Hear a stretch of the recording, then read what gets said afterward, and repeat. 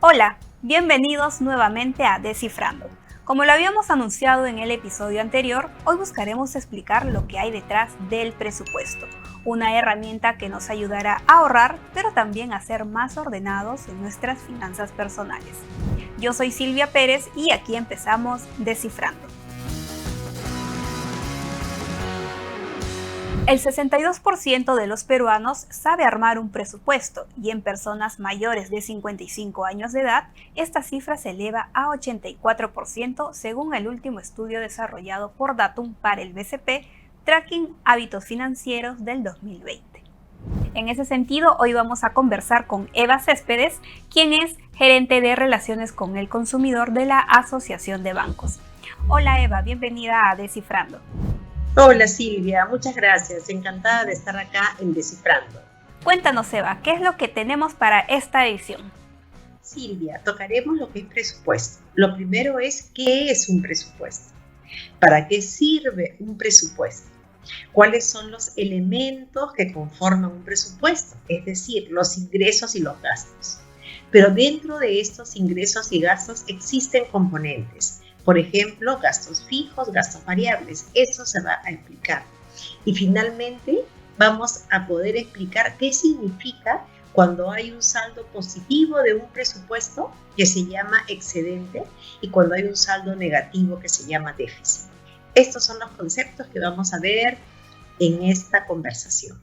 Listo, entonces vamos a empezar. La primera pregunta es, ¿con cuánto tiempo de periodicidad nosotros podemos armar un presupuesto? Mira, lo que nosotros recomendamos es que sea mensual. ¿Y esto por qué? Porque un presupuesto consigna los ingresos. Muchas personas somos dependientes, tenemos un sueldo y el sueldo es mensual.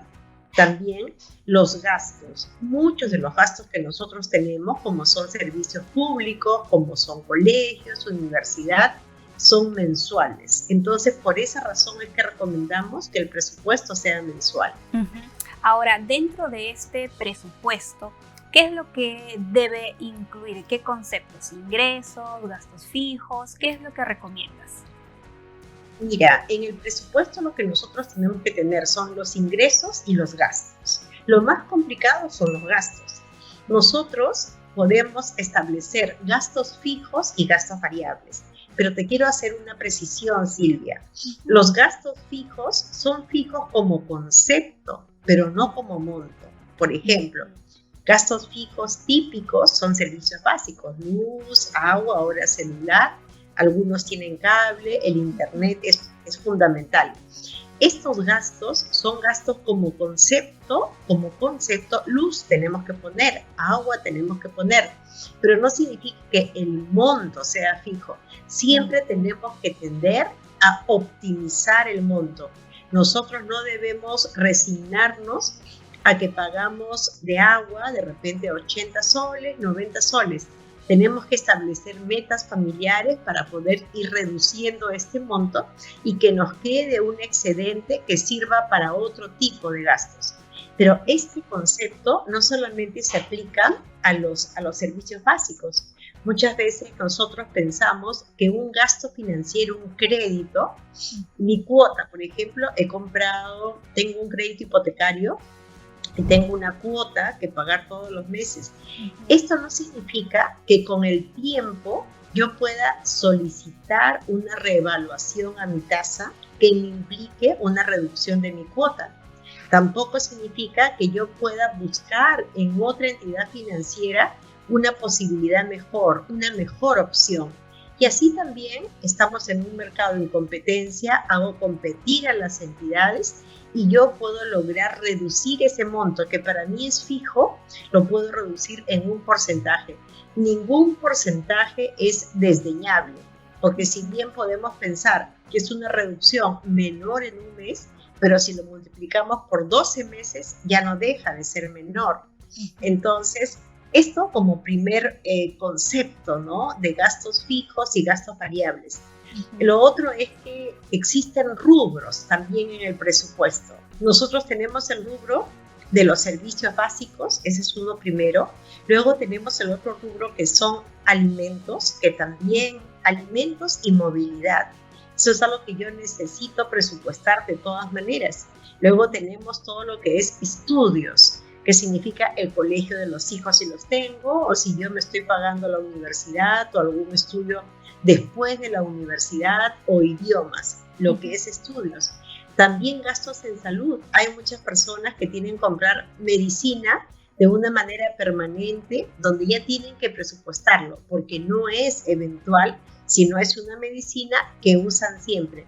Y luego las deudas que yo pueda tener.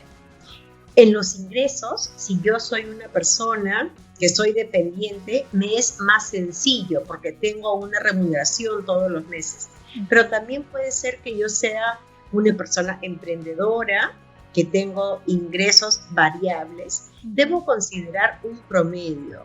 No significa ni el mes en que mayores ingresos tengo, ni el mes en el que menores ingresos, sino un promedio. Aunque debo tratar de ser conservador, significa colocar este promedio y luego poder sumar los ingresos, sumar los gastos, y como un primer concepto, ahí tendríamos un excedente de mi presupuesto.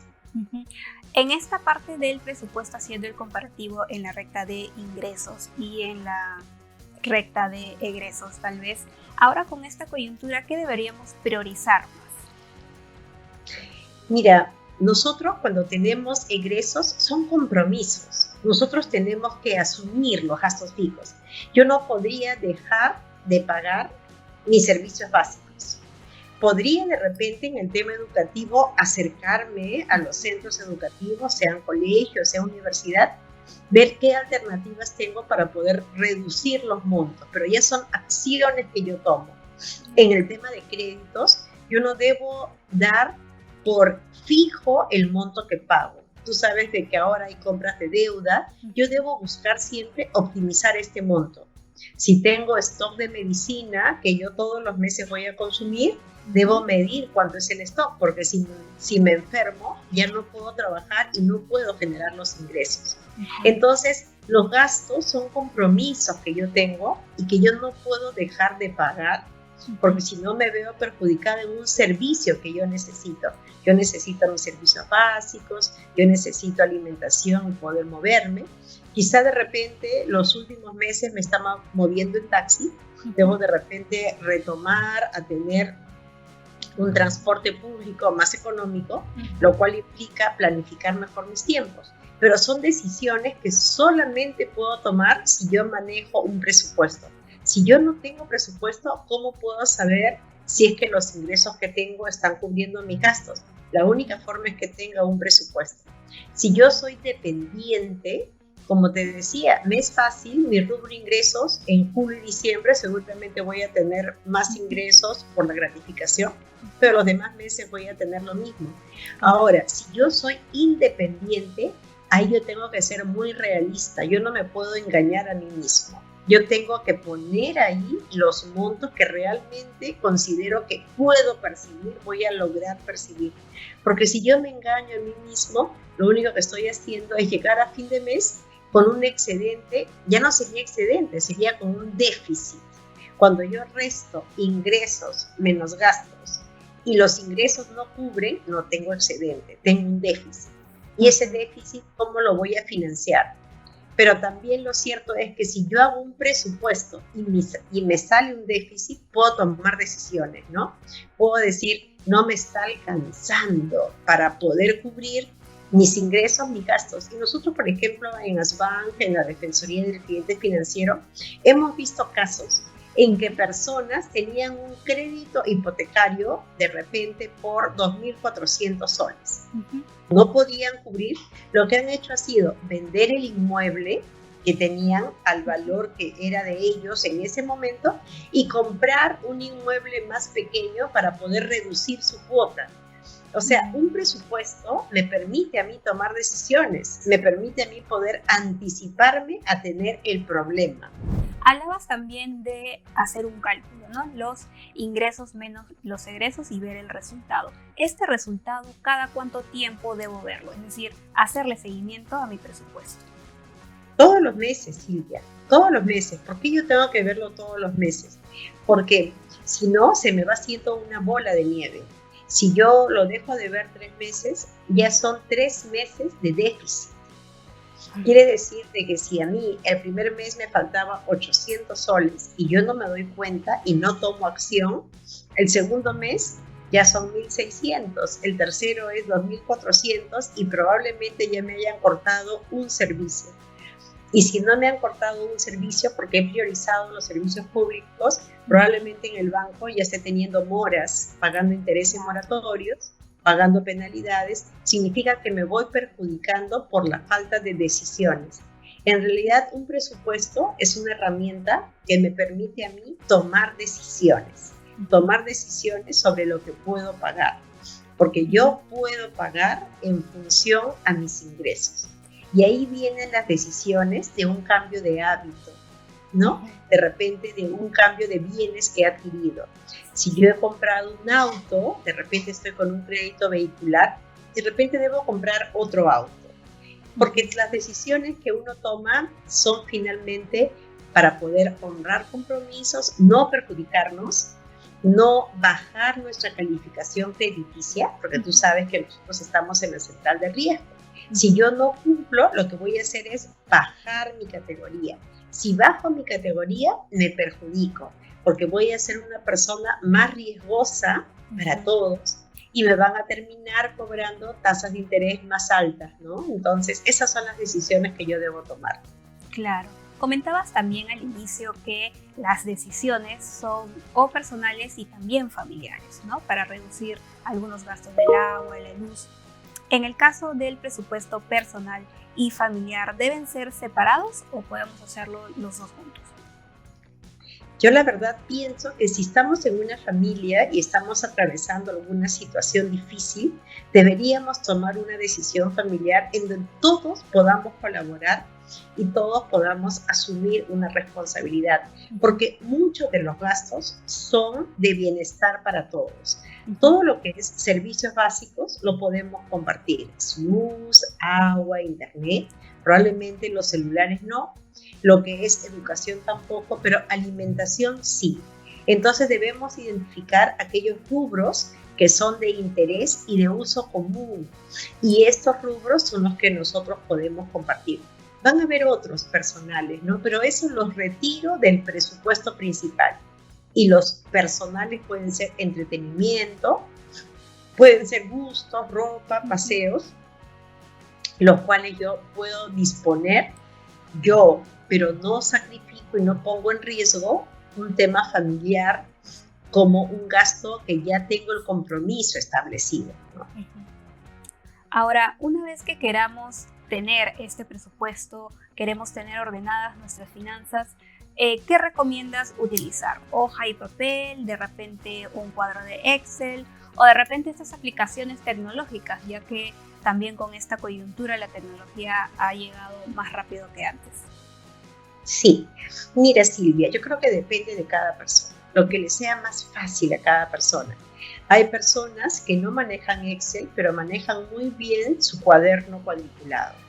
Estas personas, que pueden ser personas mayores, pero que también veo ahí que conocen sobre presupuesto más del 80% cuando empezaste esta entrevista, entonces, y no manejan Excel, perfectamente pueden usar un cuaderno cuadriculado. Les recomiendo no hacerlo en hojas sueltas para que puedan comparar los gastos de un mes a otro. Si yo manejo Excel, es perfecto porque me es más fácil en una sola hoja poder identificar, poder comparar la evolución de mis gastos en servicios públicos para poder analizar cuánto he gastado en mi tarjeta de crédito. Entonces, porque algo que me he olvidado poner énfasis es en que yo debo ser muy sincera conmigo misma. Yo no me puedo engañar ni engañar a la familia con respecto a los gastos que tengo. Porque los gastos, porque yo me engañe, no van a desaparecer, ¿no? Están ahí. Entonces, yo debo consignar todo en la hoja Excel. Y si hay aplicativos de las billeteras, de mi monedero, hay aplicativos excelentes, ¿no? El presupuesto no es difícil, entonces el medio que utilice para poder llevarlo, lo puedo ir optimizando. No hay límites para el aprendizaje. Una persona mayor también puede hacerlo ahora en un cuaderno, pero puede aprender el Excel. Entonces, simplemente lo que me ayuda es a poder hacer evoluciones y búsquedas y yo misma ir evaluando mi comportamiento. Entiendo. Ahora, la elaboración del presupuesto, como usted indica, es verlo todos los meses, pero no es que pasan 3 meses y ya no hago el presupuesto, sino es como convivir con tu presupuesto. El presupuesto es como que la herramienta básica, fundamental, que me sirve para poder tener finanzas personales sanas. Entonces, yo debo llevarlo todos los meses y todos los meses debo consignar los ingresos y los gastos. Recordemos que yo voy a hacer esfuerzos para reducir mis gastos en servicios básicos, mis gastos en mis créditos. Entonces, ¿qué mejor manera de poder evaluarlo mensualmente? No significa que pasan 3, 4 meses porque me siento más tranquila, he podido pagar todo y me desentiendo, ¿no? Yo debo saber cuáles son mis excedentes para poder también ahorrar, ¿no? Ese es otro concepto, pero solamente un buen presupuesto me puede conducir al ahorro, a poder tener un monto que me permita, ya sea casos de emergencia, es como un seguro, o no perder oportunidades. De repente alguien me invita a participar en alguna iniciativa, en un emprendimiento, y si no tengo ni un sol de ahorro, puedo perder esa oportunidad. Entonces, el presupuesto también me sirve a mí para ver qué excedente tengo y no todo el excedente lo voy a utilizar en comprar. Debo tener un ahorro, no solamente pensando en lo malo, pensando en lo bueno también. Se puede presentar una oportunidad y uno debe estar preparada para coger la oportunidad.